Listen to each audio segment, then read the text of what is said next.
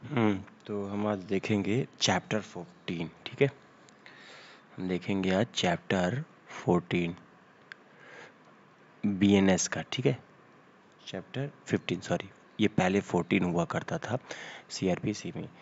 Condition request for initiation of proceeding. ठीक है, मतलब प्रोसीडिंग स्टार्ट होने से पहले मान लीजिए ये एफआईआर हो गई। ठीक है, यहाँ प्रोसीडिंग या ट्रायल स्टार्ट हो रहा है। ठीक है, यहाँ एविडेंस लिया जा रहा है। मान लीजिए यहाँ एफआईआर हो गई इसी स्टेज पे। ठीक है, और यहाँ पे प्रोसीडिंग स्टार्ट हुई, तो कह रहा है कि इसके स्टार्ट होने से पहले कुछ कंडीशन फुलफिल होनी चाहिए। Condition requested for initiation of proceeding to start proceeding, what condition fulfil या व्हाट कंप्लायंस फुलफिल। ठीक है, तो ये पहले जो कंडीशन फुलफिल की जाती थी 190 सीआरपीसी की धारा 190 में की जाती थी, और नाउ अब ये बीएनएस में ये 210 सीआरपीसी की धारा हो गई है। हम इस पे बात करेंगे क्या चेंजेस ऐड किए गए हैं। ठीक है, क्या क्या एक्स्ट्रा ऐड किए गए हैं, हम सब उसकी बात करेंगे। ठीक है, तो 210 है cognizance of offence by magistrate. ठीक है, तो प्रोसीडिंग स्टार्ट करने से पहले क्या कॉग्निजेंस लिया जाता है। ठीक है, तो 190 जो पहले था अभी हो गया 210। 191 जो पहले था वो अभी हो गया है 211। 192 जो था पहले सीआरपीसी में वो हो गया है 212, लाइक दैट। ठीक है, तो ये है। ठीक, तो अभी हम देखेंगे 210। ठीक है, ठीक है, 210 में क्या कह रहा है कि cognizance of offence by magistrate. ठीक है, cognizance of offence by magistrate. देखिए, कॉग्निजेंस मीन्स क्या होता है। ठीक है, कॉग्निजेंस मीन्स होता है जुडिशियल नोटिस। ठीक है, मतलब कोई मैटर किसी मजिस्ट्रेट के जुडिशियल नोटिस में कब आया। तो लिखा है कि जुडिशियल नोटिस में आने के लिए जो मजिस्ट्रेट का इसमें क्लास दिया गया है, कॉग्निजेंस कौन कौन ले सकता है। ठीक है, JMFC judicial magistrate first class, और जुडिशियल मजिस्ट्रेट सेकेंड क्लास भी ले सकता है यदि वो स्पेशली इम्पावर है, स्पेशली इम्पावर है। ठीक है, प्रीलिम्स में क्वेश्चन पूछ सकता है कि कौन कौन जुडिशियल नोटिस ले सकता है, यदि स्पेशली इम्पावर है सीजीएम के द्वारा। ठीक है, तो ये दो लोग ले सकते हैं। अब कैसे लेते हैं दोनों लोग जुडिशियल नोटिस, आइए देखते हैं। इसके 3 रूल हैं। ठीक है, A B and C. Judicial notice या तो मान लीजिए जिसके साथ कुछ हुआ है वो खुद कंप्लेंट, वहाँ कंप्लेनेंट जो है कंप्लेनेंट खुद जाए और कंप्लेंट फाइल करे पर्सनली। ठीक है, या पुलिस रिपोर्ट पे भी जुडिशियल नोटिस आती है। मान लीजिए पुलिस रिपोर्ट फाइल हुई है तब भी जुडिशियल नोटिस होगी। इस बार एक ऐड किया गया है बीएनएस 210 में, जो ऐड किया गया वो बता देता हूँ। ये पुलिस रिपोर्ट जो है इलेक्ट्रॉनिक मोड में भी मानी जाएगी। पुराने वाले कानून में इलेक्ट्रॉनिक मोड के जरिए जो पुलिस रिपोर्ट फाइल की जाती थी उसको नहीं माना जाता था, लेकिन अभी इसमें कहा जा रहा है कि अभी इसमें पुलिस रिपोर्ट इलेक्ट्रॉनिक मोड में भी यदि आती है तो उसको भी जुडिशियल नोटिस माना जाएगा, उस पर भी कॉग्निजेंस मजिस्ट्रेट ले सकता है।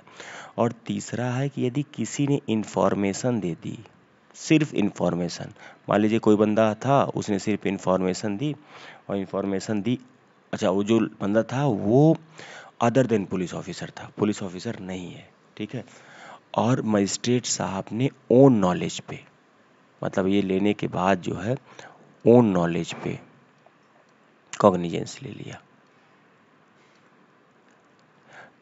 ओन नॉलेज पे। अब इसी ओन नॉलेज का एक्सटेंशन है सेक्शन 211। ठीक है, वो कैसे मैं बताता हूँ कि जब आप ओन नॉलेज पे लोगे तो उसकी कुछ कुछ उसमें चेक एंड बैलेंस लगाया गया है, कुछ उसमें कंडीशन लगाया गया है। ऐसा नहीं कि जैसा आप अपने नॉलेज पे कोई लेके कॉग्निजेंस किसी मैटर को और उस पे अपनी खुन्नस निकाल रहे हैं, अपनी पर्सनल कुछ फुलफिल कर रहे हैं, तो उस पे कुछ चेक एंड बैलेंस लगाया गया है। वो क्या लगाया गया है मैं अभी बताता हूँ। तो 210 देखेंगे हम लोग, 211, ठीक है। ये 211 है transfer of application of accused. ये सिर्फ अप्लाई होता है सेक्शन पुराना था 190 sub clause 1 sub clause C, और अब ये सेक्शन हो गया है 210 sub clause 1 sub clause C. सिर्फ इसी पे अप्लाई होता, क्या होता है कि बिफोर टेकिंग एविडेंस, मतलब एविडेंस लेने से पहले। ऐसा नहीं हो कि जैसा आप और नॉलेज पे ले लिए हो और एविडेंस ले ला के तुमको जेल में डाल दे।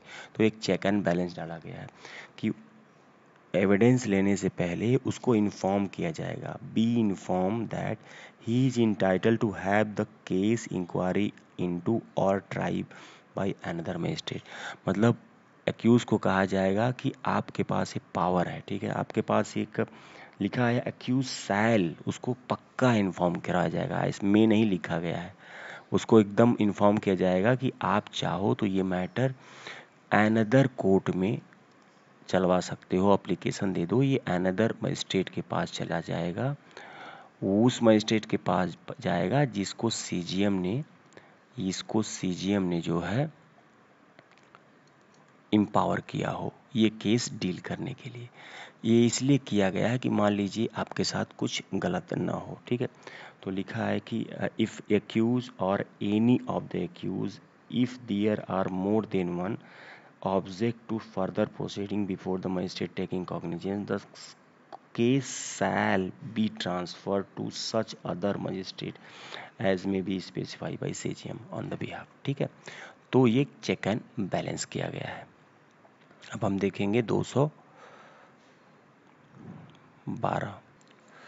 हाँ, 212 है मेकिंग ओवर द केसेस, ठीक है। ये प्रीलिम्स के लिए बहुत इंपॉर्टेंट है।